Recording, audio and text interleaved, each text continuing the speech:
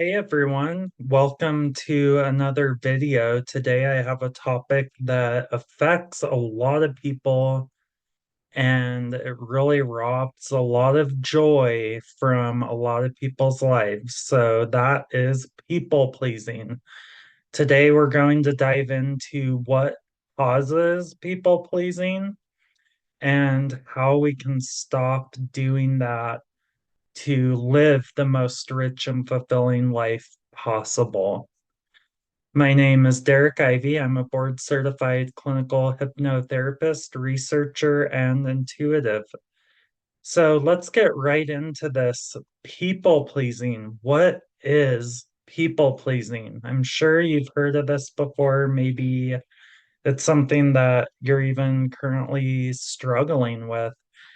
People pleasing is when we put other people's needs and wants and desires ahead of our own. And when we're hyper aware of how other people perceive us and we change our behavior to in the quest to make them happy, right?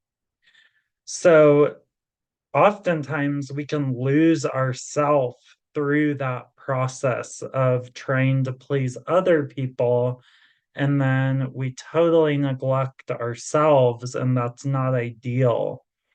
So oftentimes when someone is a people pleaser, they put their health at risk, they put their own well-being at risk, or even their own safety at risk just to make someone else happy. And this is something that I definitely struggled with in my own journey years ago. I was brought up in a dysfunctional environment, and that led to me people pleasing for many years into my early to mid 20s. I remember in high school, even, I put myself in even dangerous situations in high school, in my early 20s, just to get that perceived approval from other people. So, we're going to look at why these things happen and why these patterns go on and what you can do to get yourself out of these patterns and onto what truly matters to you and find what is really important in your own heart. And maybe figuring out who you are for the first time ever. So let's start out with boundaries because people pleasing and boundaries are really closely interconnected. Boundaries are rules that we set for ourselves to what keeps us healthy and safe. So think of in a boundary, we're inside of our own bubble, and the boundary is the outside of that bubble. So it's like we get to set those rules and we get to decide how far that bubble goes out and for who, right?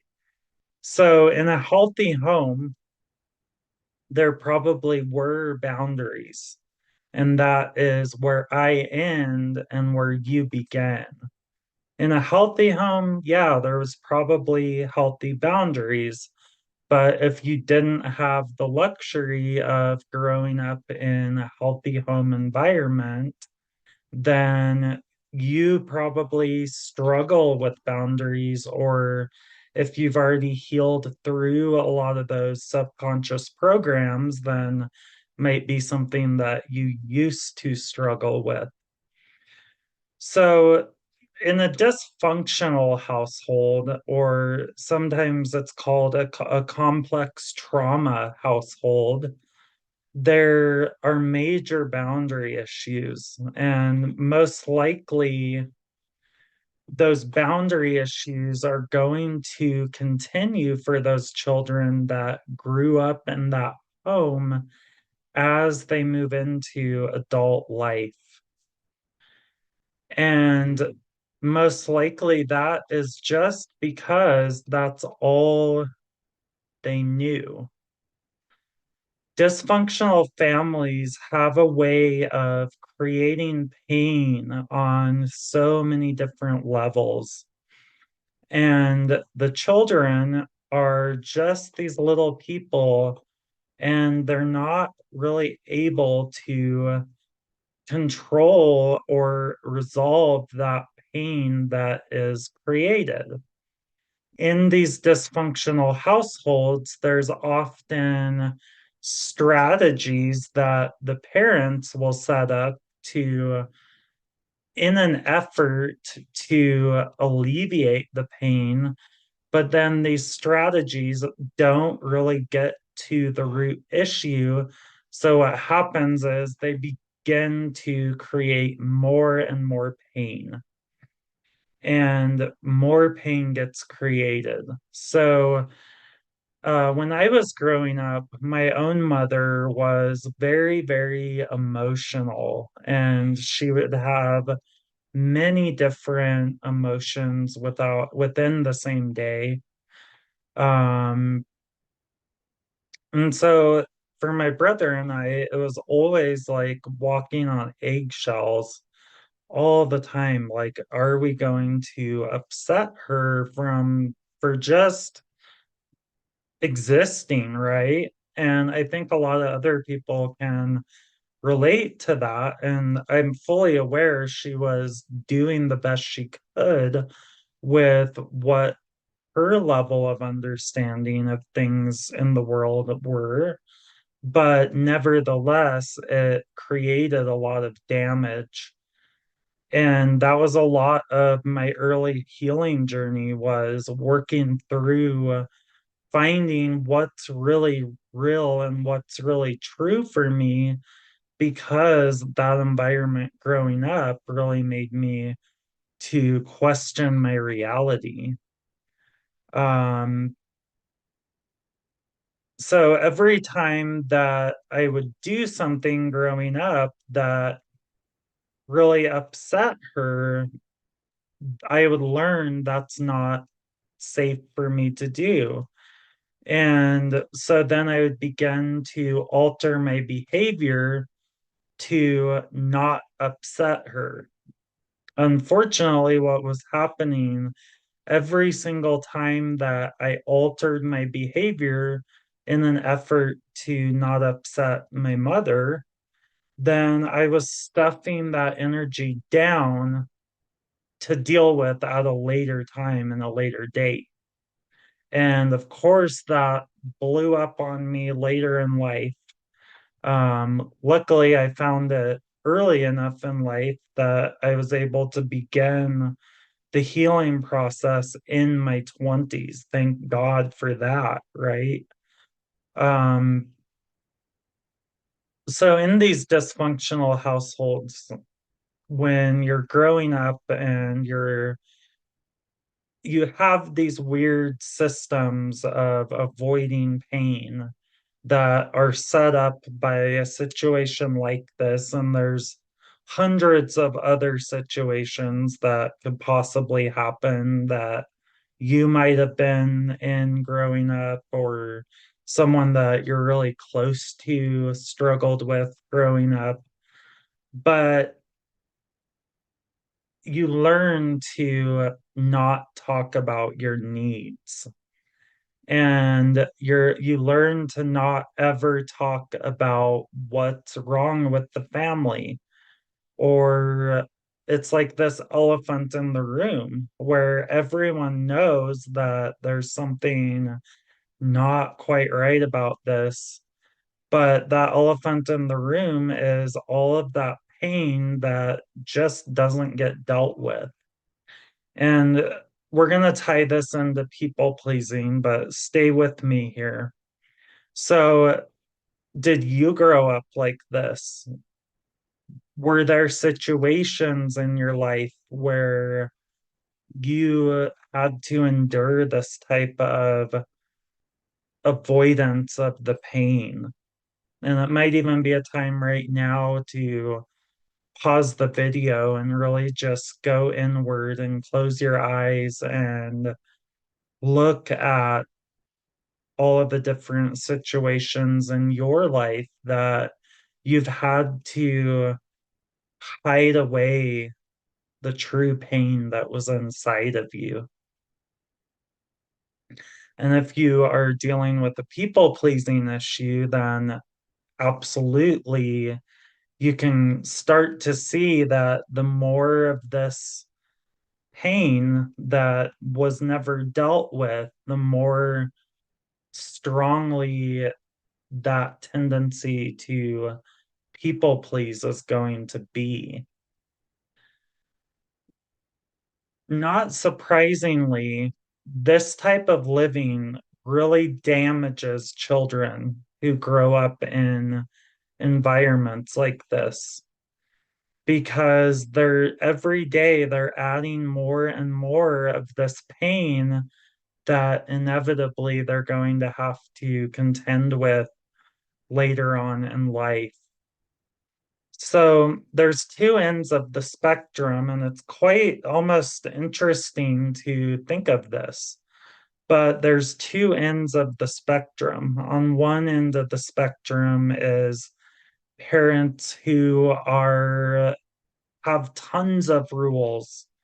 And there's a rule for when you use the bathroom. There's a rule for when you come in your house, you take your shoes off. There's a rule for where you put this or that. There's a rule for all of this. So that's one end of the spectrum. The other end of the spectrum is there's zero rules, and they're both damaging. They're both two extremes on the same spectrum. That strict or lenient style dictates kind of what that situation will create later in life. Also, another thing that can set the stage for people pleasing later in life is inconsistencies between different parents, between different caregivers, between different school teachers, coaches, all of that. So the child may be getting a really mixed message like, well, it's okay to do this here, but it's not okay to do this here. So, what do you think that causes when the child is getting mixed messages absolutely everywhere they go? What happens is the child will form a coping mechanism to make up for that dissonance and those inconsistencies. Um, and that creates these subconscious programs in the child that really dictates everything later in life. Um, it creates a lot of pain, both ends of the spectrum. If there's too many rules, that creates a lot of discord because the child feels like they're locked up, like they're in prison. There's too many rules, they can never get it right.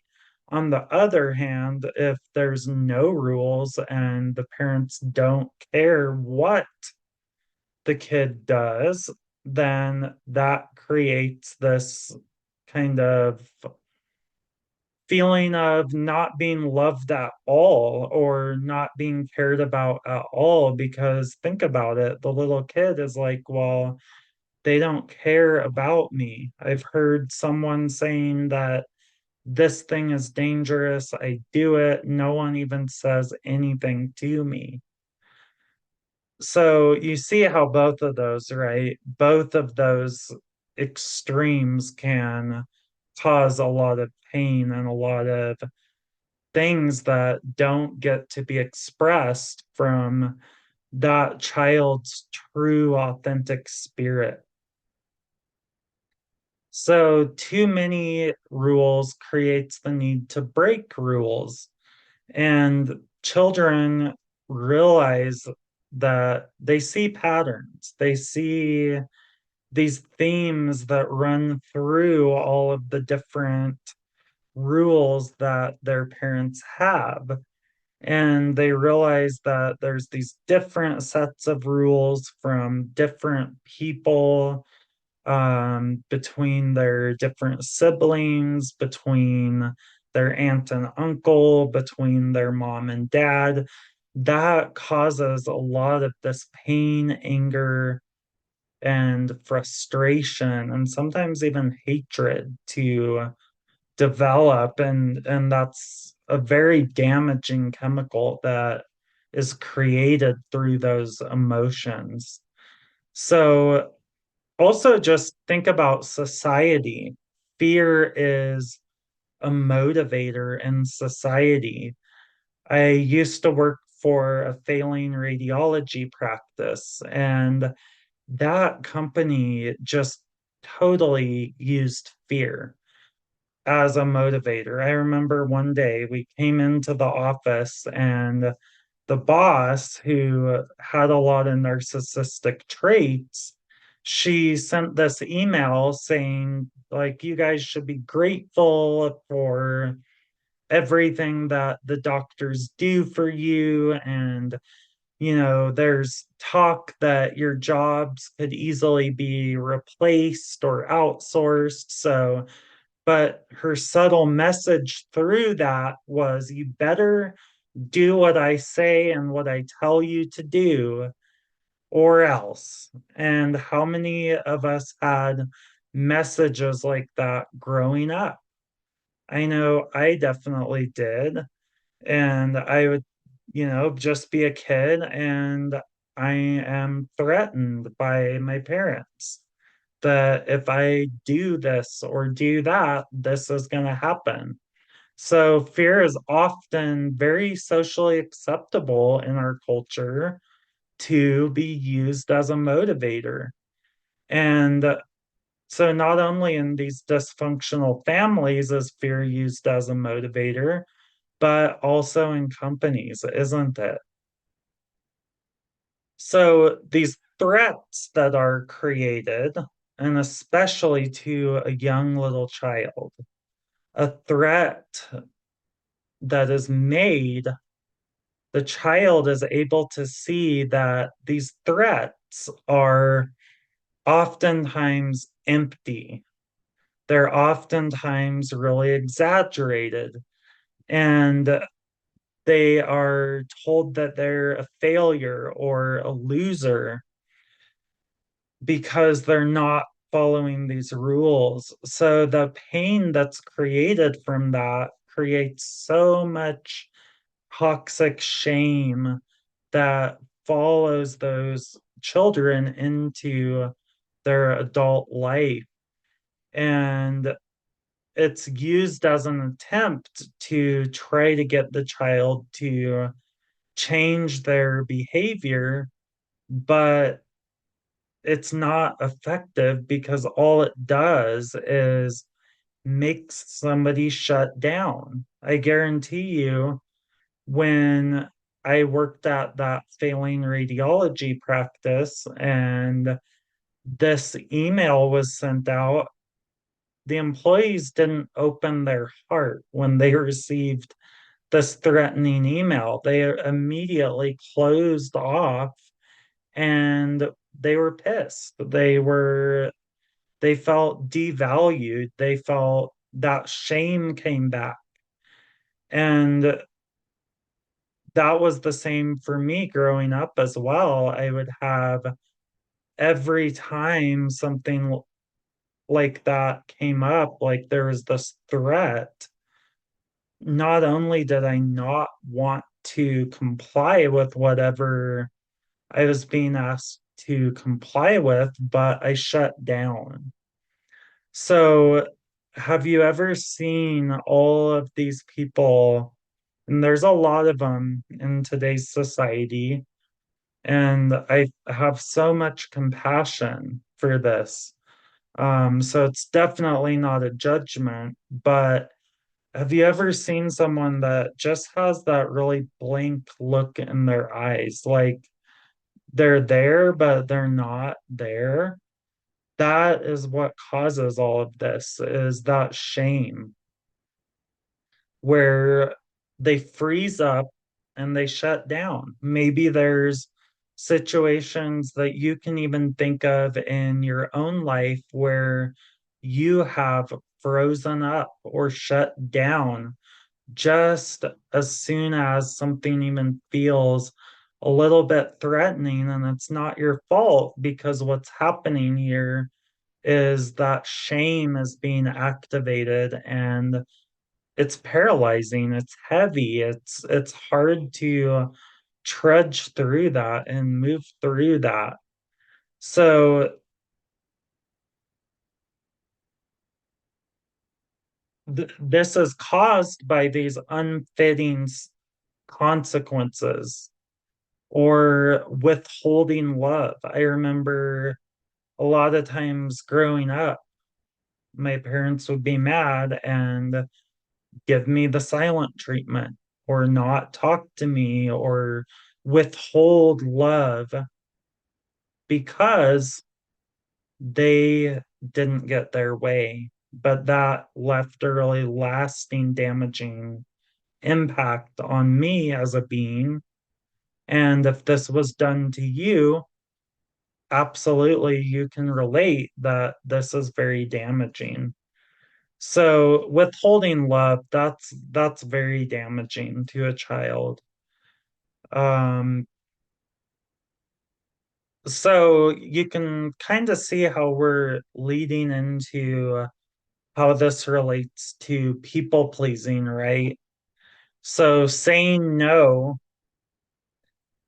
is setting a boundary. And then that boundary does not get respected, or you're automatically made wrong because you set a boundary. How much likelier are you now to not set a boundary moving forward? Because that boundary in your brain and in your subconscious mind is linked with pain. That boundary is linked with doing something wrong.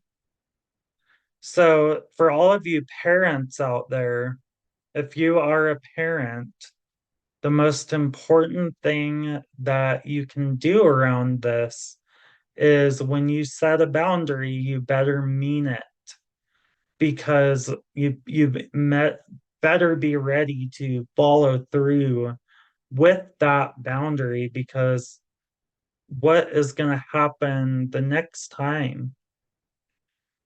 Are you sending your child mixed messages to set them up to be people pleasers later in life because they're seeing that inconsistency of you not following through on those boundaries? And then you're creating in their mind, you're enabling them to have weak boundaries and empty threats later in life because they see that's how it is, that's how it goes.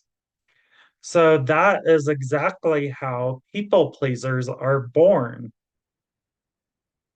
They learn early on in life that saying no about anything sets them up for pain. So, of course, they don't want to be in pain. They want to be in everyone's good graces. So, they're afraid of letting people down. They're afraid of causing this upset, which brings all of that shame and guilt up. So children are not allowed to set their own boundaries in dysfunctional households. So the anger and isolation becomes the only real option for them. So if you have a child who's very, very angry outwardly, that is because they have no other way to let that energy out. Isolation is the other way. And we can always think of this in terms of whenever there's a repressed emotion or a repressed energy, it's either going to implode later, go inward on yourself, or explode out onto other people. So, anger and isolation. Anger is the explode, isolation is the implode. There's a lot of issues that come out around these anyone who has had a upbringing in a dysfunctional complex trauma household. And that's a lot of the work that I do in my hypnotherapy practice and my energy healing practice is helping people go inward and really correct all of these programs that have gone awry over the years because of these poor boundaries in their households growing up. So we go in and we do a lot of subconscious reprogramming work because these rules or the lack of the rules from childhood are still controlling someone's life at age 35, at age 42, right? And that is very painful to this day for them. But the good news is we can go in and re educate, we can go in and reprogram, reframe, and then set our sights on new, healthier, sustainable programs that are going to be life giving and are going to give us the boundaries that are healthy that we really need moving forward. And having healthy boundaries is so important because, yes, you might upset someone. You're never going to make everyone happy. So, by setting a boundary, yeah, you're going to upset some people, but you're also going to preserve the beautiful energy that is you.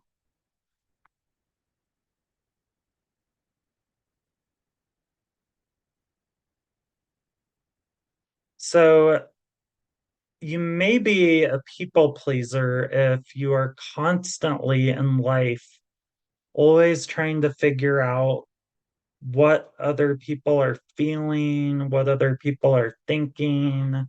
If you're preoccupied with that, like if someone in your life sets a boundary and you keep obsessing over why that happened or what they were thinking or feeling, it probably has nothing to do with you. But if you are like constantly spinning wheels about that, then it's a good likelihood that there was a lot of dysfunctional patterns in your household growing up. And then you might lose yourself even in that process of trying to always figure out what everyone around you is thinking, what their next move is going to be, like all of that stuff that comes from this hyper vigilance of not wanting to upset someone else around you. So, you know what else this does? It sets up these patterns of abuse because it makes you a target for abuse. A lot of people who have been in abusive relationships, whether that was earlier in life or they're currently in an abusive relationship or situation, the reason for that is because they don't have boundaries or they didn't at the time when that abuse was happening. A lot of times growing up, how many times have you heard that quote of, well, we do everything together as a family. We sit down and eat dinner together as a family. That was in my household growing up. We always had to sit down and eat together as a family. But what that does is actually kind of damaging because it's sending the wrong message to people for their relationships later on in life because they don't feel like they have that freedom or space to do their own thing because they equate that with being loved or that with being the right, doing the right thing.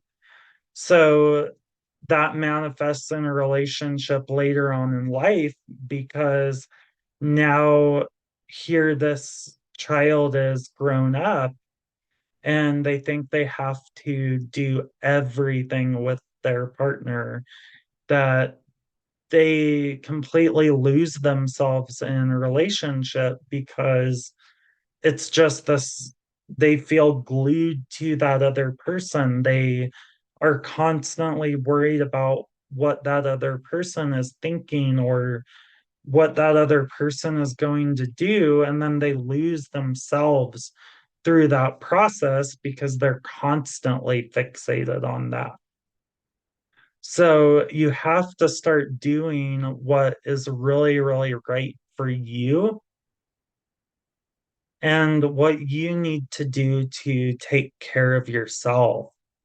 And this is going to cause an upset that's going to cause combustion in your energy field and that other person's energy field when you set a boundary, but that's not a bad thing. That's healthy. That is coming up because you did set that boundary and it brings all of those unhealthy things that were under the surface kind of untouched up to the surface clear as day to really be dealt with. So that why does it cause an upset when you set a boundary? It's because they others are trying to maintain homeostasis. They're trying to maintain things going the way that they've always gone, maybe. And one of these things, like I work with a lot of people who are quitting cigarettes. And when they quit cigarettes using hypnosis, then they have another smoker living in the home. And subconsciously, that other smoker might be trying to sabotage because it's not normal anymore to have that other person go and smoke with them. So they might set a pack of cigarettes out unknowingly trying to entice that other person to smoke because that maintains the homeostasis. The same thing goes for setting boundaries. You set a boundary, that other person is not used to you with boundaries. So they're going to see how far they can push that and how they can see get you to come back on your boundaries. That's only natural.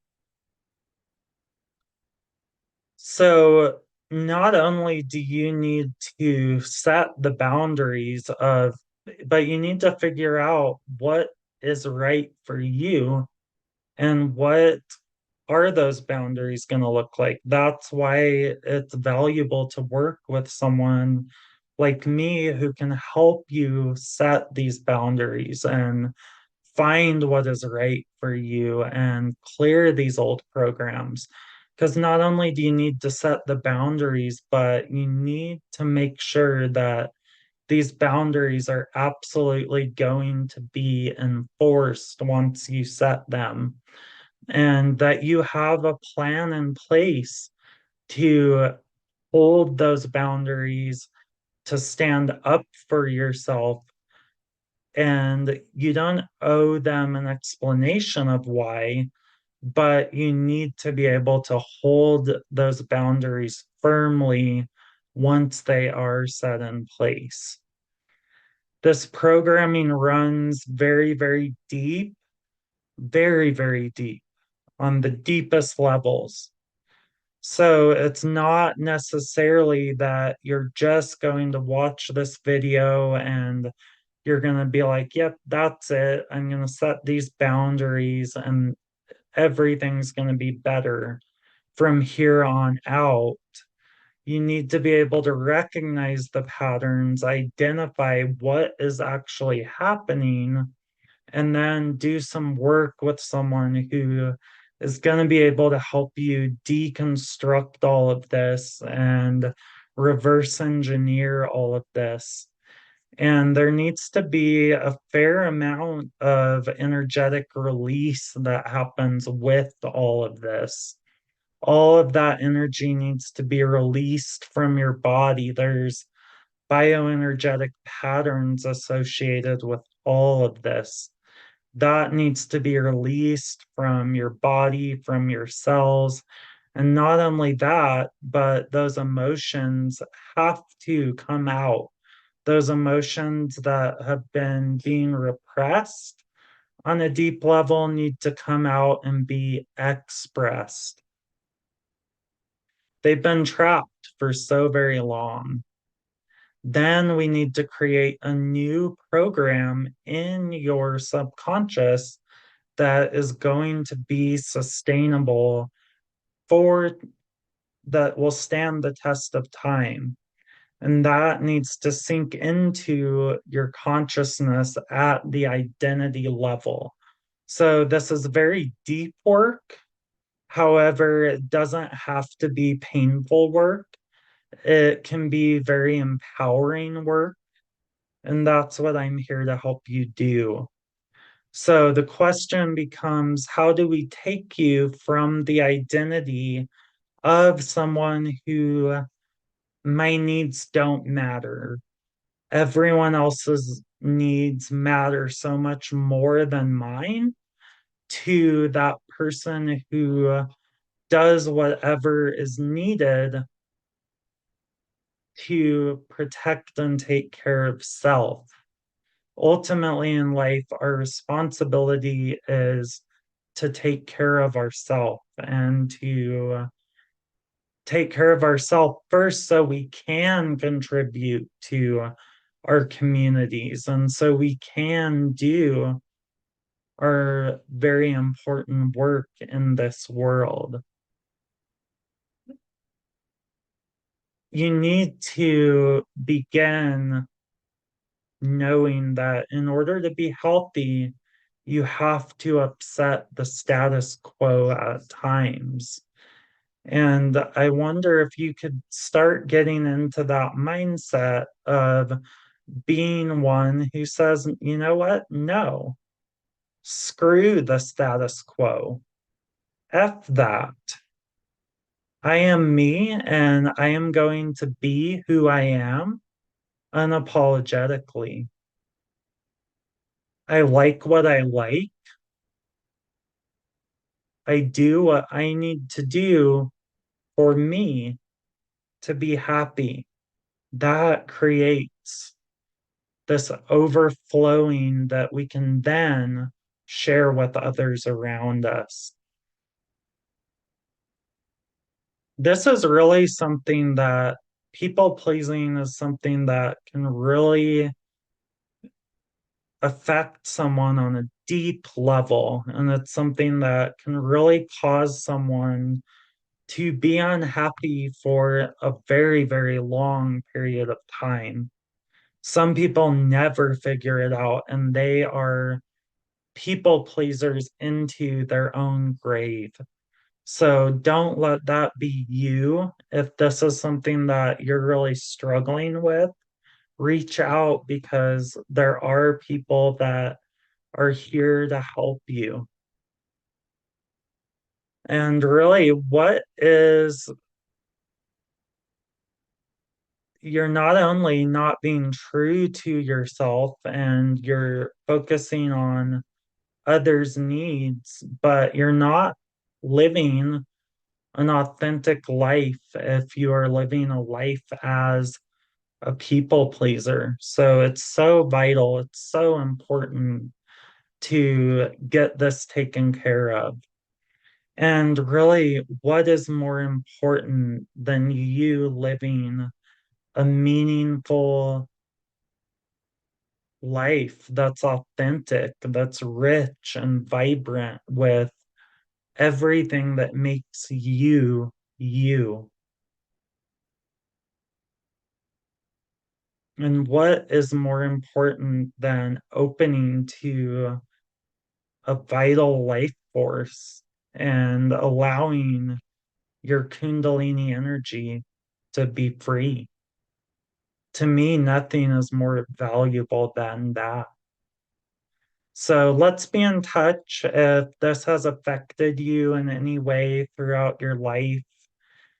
And as always, thank you so much for your time, your presence, your attention. Thank you for being a part of this video here today. And as always, feel free to subscribe to the channel. It really helps us to get this information out to more souls who need this information to help them heal. Feel free to like the video and drop in the comments your own experiences with people pleasing and share this video with anyone who you know who might really benefit from knowing this information and beginning to figure this stuff out for themselves. So, thank you so much love, and we will talk soon. Have a great day.